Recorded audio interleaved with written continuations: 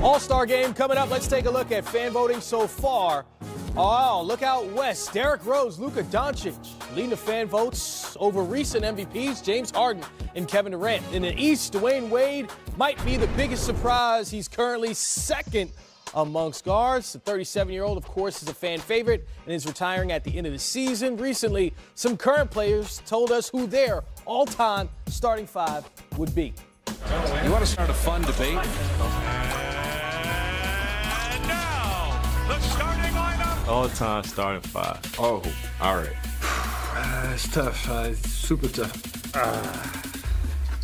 There's too many to choose from. Well, that's an argument you can get from east to west. So Nixon in low to Kareem, swing left, the right-hand skyhook of 12 is good. Can't do a thing. Bird, turnaround, hit. I think that's what the fans came to see. MJ. Brings it into Hakeem. He goes! I don't think I can pick five to do it justice. And you gotta go by position. Magic at the one. I'm going with Magic. Magic at the one. Magic Johnson. Magic for sure. Magic Johnson. Did he make a miraculous shot? Yes. Has he ever done it before? You bet he has. My one of the Steve Nash would be my one. Kyrie Irving at the one. Jordan at the two. Michael Jordan. MJ. Mike. Michael Jordan be a two. Gotta go with MJ. Jordan to the circle, puts the shot in the air. Go! The game's over. I'll go Kobe at the three. Kobe Bryant. I'd have to go with Kobe. I would say Kobe. I'm probably go with Kobe on the other wing. Run out by Kobe Bryant. I got LeBron at the three. LeBron James, LeBron James. At the three, I'll probably say LeBron. LeBron at the four. LeBron at the four. I gotta put the big fundamental in there, Tim Duncan. Probably Tim at the four. Timmy D at the four. Birdman took a shot. Duncan throws it down. I'm going with Charles Barkley.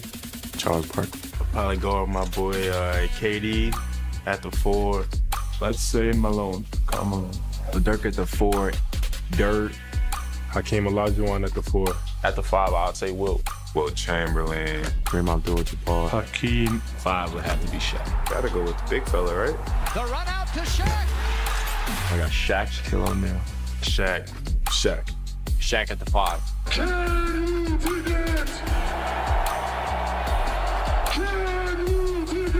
And the debate will continue. That's a list I gotta really think about. I can say start six. The starting six sounds like a really interesting idea because all-time starting five is different than the top five discussion, right? Because you're factoring position and fit and just guys you want to pick. So Sekou will allow you to go first. Well, I agree with a lot of those guys. I don't think you can start a team in this league or in this game without Magic Johnson at point guard. To me, that's just a no-brainer. Michael Jordan, the GOAT, as my two guard. Or if we're going to play positionless, why don't you give me KD and LeBron at the forward spots and then give me the guy who I think cradle to the grave, coach, the greatest player in the history of the game, Kareem Abdul-Jabbar, holding down the middle. Well, I like a lot of the people on your team. I would hope so. I think they probably could have a decent game against our team. Okay, because So who you got to beat this team then? well, let me explain something to you. Everybody's thinking about small ball and shooting threes. I'm going the other direction. I'm going to beat everybody up and then never get an offensive rebound. And we're getting, if we miss a shot, we're getting all kinds of offensive rebounds. But I want you to see my team, which is a special group of guys. Wow. Okay, you see my group out there? You got Shaq, you got Chamberlain, you got Bill Russell, you have Kareem, and I borrowed Tim from the power forwards to bring the ball down the floor. We're playing 2-3 zone. We're switching everything. If you decide you're going to foul us, put us on the foul line, we might be a little shaky at the foul line with that group, but you're going to have to foul us so many times, your players will be left in the game to play against us. So watch out for my team. Coach, we're not playing in the backyard now. We actually got to play a real game with referees. Come out and play against us. Show up. My guys will be there. Show up. That is incredible because Sekou, I kind of anticipated that. So you're playing Shaq at the five, right? I'm hoping. Shaq can play wherever he wants, wherever he wants to be. Kareem at the four, Wilt at the three, Timmy at the two. Tim's at Bill Russell's running the point. No, Timmy's my point guard. He can handle a little bit. Or we'll just pass it up. We'll just throw lob passes up the floor. That's truly positionless basketball right there, Chris. That is positionless basketball at its finest right there. That is a phenomenal game. And I didn't tell you my first two subs, by the way, okay? Akeem Olajuwon, and then Moses Malone behind him. Those are the other two coming off, just to let you know. I mean, you can at least have a shooter like Dirk Nowitzki. I got Steph coming off my bench as my sixth man, so we're going to get some shooting on the floor. As soon as we run these big boys, tired, get them tongues out. Look, there's Jordan over going to shoot the lights out. Okay. You guys are in trouble. No debate. Jordan shoot another over another debate right there with me. We may get 4 shots every time we miss at the basket. Remember that. So, yeah, no point guard love for me. I'm just going big. Wait, Magic's a tall point guard. I'm going big. I got my guys. Big, I'm going home, and when we get our hands on them, they're going to be going home. Simple as that. Sekou's thinking his team's going to win. That'll be a tough one. I think you'll have the wins in the post. You'll have the wins in the perimeter. There are 11 NBA games on Martin Luther King Jr. Day. Start your day with us here on NBA TV. Knicks and Thunder take the court at 12:30, and it's a triple header on TNT, concluding with the Warriors and the Lakers. Toronto continues to lead the NBA in wins and have now won 8 of their last 10. Doug Smith has been covering these Raptors since the inception of the franchise. He joins us now. Hey, Pascal Siakam is the new exciting toy that they have there as far as his development. Hit the game winner against the Phoenix Suns. Tell us about how that built his confidence even more and the team having confidence in him. I think, Chris, that's the point, is that now they have another option, they think, at the end of games, and it boost the players' confidence in Pascal to say, hey, we're going to give you the ball, go make something happen. And he did. And it was the first time, I bet you it's the first time in his career at any level where they called a dribble play for him at the buzzer of a tie game. So the fact that he did it, I think, boosts his confidence, but I also think it gives guys like Kawhi Leonard, Kyle Lowry, Danny Green, another thought process at the end of close games that we got another guy who can do something for us. Hey, Doug, hi, this is Booz. How you doing? Hey, Booz. Not bad, thanks. I wanted to ask you, Toronto's been a terrific team all season long. Who do you think is their best competition to get to the NBA Finals, whether it's Philadelphia, Boston, Milwaukee? Who do you see being their toughest competition? I still think Boston. I know they're scuffling a little bit right now, but they've been there before. Milwaukee the second place, well, by percentage points leading the Eastern Conference, and are very, very good. But Boston is that sort of time-tested group. Conference Finals last year without Kyrie and Gordon Hayward. Mm-hmm. They got them back. They just played, they always play Toronto great games. They had a great game up in Boston on Wednesday night. I think if you're looking at a matchup that the Raptors would probably not like to have, Boston as a proven winner with a bunch of veterans would probably be it. Doug, I'm going to be a fan for a second like I live in Toronto. So my question for you is to use the word the process. How do you think the process is going, making Kawhi Leonard happy? How is Masai Ujiri, from the front office down to the fan base, making Kawhi feel like this should be his new home for the rest of his career? I think what the organization's doing is really simple. They're leaving him alone. Kawhi, here's the key to the gym. Come and shoot. Do whatever you want to do. The city's nice. Whatever you need, let us know. We'll take care of it. But there's no pressure. There's no all-out full-court press trying to kiss up to him every day. They're letting the team's success and the fact that here he's the guy and he can go about his business not anonymously, but relatively anonymously.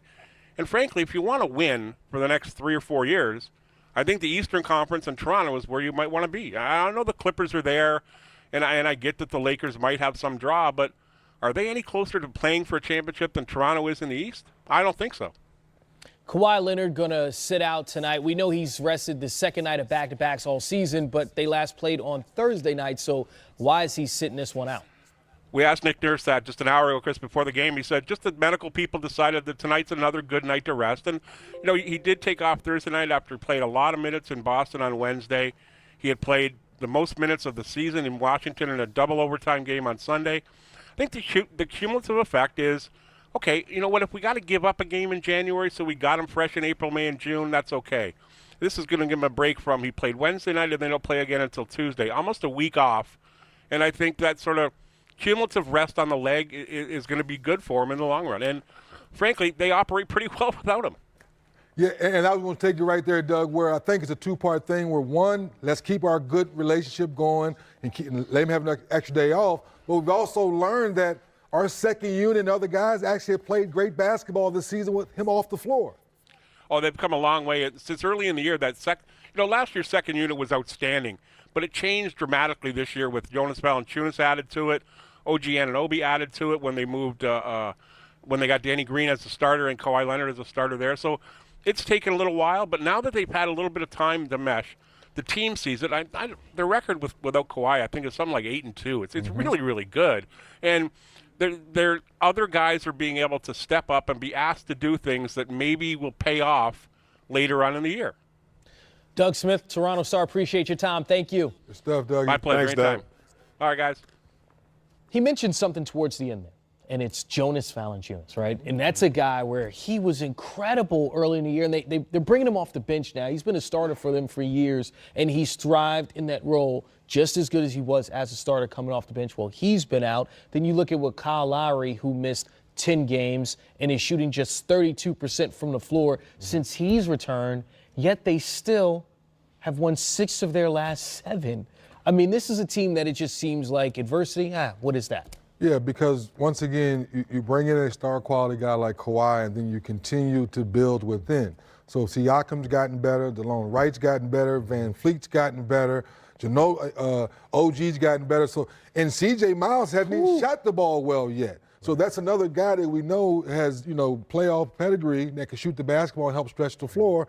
And then you got a guy like Greg Monroe, nobody wanted, and now he stepped in when Valanciunas got hurt with the hand injury. So it lets you know they're very, very deep. But I think Nick Nurse has done an excellent job letting each guy know when someone goes down, here's your opportunity. Go out there and play. Don't play like you're playing to lose. Yeah, they've been one of the deepest teams for the last couple seasons, and they continue to prove that now. Especially, you heard what Doug said. They're 8-2 even without Kawhi being out there, which is very impressive and hard to do. It's hard to have that kind of success when your star player's out. All right, Kyle Lowry started the season hot from the field, leading the NBA in assists, and his shot has really been the thing that struggled. What are you seeing with his shooting? Is it his form? Is it his legs? What do you see as being a part of his struggle? I think maybe some with the legs, but I thought Booz, because we know he's one of those guys, with his conditioning, I thought he came back in the season in pretty good condition. Yeah. I think it's a stretch in the season that things are not going well from a shooting standpoint, but his leadership and sharing the basketball, I think is still pretty. Yeah, Kyle's, he's a pro. He's a great pro. He does a great job of getting guys involved. He's still a pit bull out there. They still trust him, obviously. He's a very good defender, good playmaker, doesn't take any plays off. So whether we've seen this before in the playoffs too, where he's lost a little confidence in his jump shot, but he still played hard and played well. And obviously, they've had great success despite that. So as the season goes along, CJ starts shooting better, he starts shooting better. Team's going to be very good. Certainly, we're seeing the evolution of the Toronto Raptors right in front of us as they're leading the NBA in wins. And there's an evolution of facial hair here. See, 0 here, a little bit there. Yeah. Boo's got the full beard, but then there is the bearded one. James Harden kind of dialed back on the dress code tonight, right? Yeah. Put the jacket on. And that to me is courtside certified. I think when they take it too far, I don't know about that. Can he pull his pants down a little bit? Ankle biters. You got a man capri pants.